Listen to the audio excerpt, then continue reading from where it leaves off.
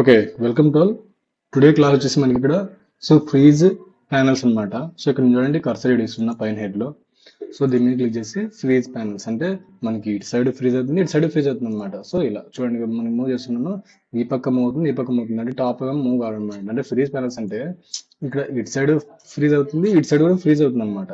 అలా ఓకేనా. Freeze top రో అంటే ఈ టాప్ రో ఉంది కదా, ఒకటో రో ఉంది కదా, ఆ రో మాత్రమే ఫ్రీజ్ అవ్వాలి. ఫ్రీజ్ టాప్ రో. ఇప్పుడు ఇది మాత్రమే, ఈ పైన మాత్రమే ఫ్రీజ్ అవుతుంది, మిగతావన్నీ మూవ్ అవుతాయి.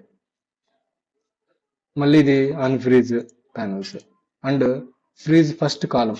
ఈ ఏ కాలం మీద ఆ ఏ కాలం మాత్రం ఫ్రీజ్ అవ్వాలి. ఫ్రీజ్ ఫస్ట్ కాలం. ఇప్పుడు ఇక్కడ మూవ్ చేయండి, ఇక్కడ ఆటోమేటిక్గా మనకి అర్థమవుతుంది, ఆ ఫస్ట్ ఇది ఫ్రీజ్ అయి ఉంటుంది అనమాట. మళ్ళా అన్ఫ్రీజ్ ప్యానల్స్. ఇలా ఈ ఫ్రీజ్ ప్యానల్స్ వర్క్ అవుతుంది.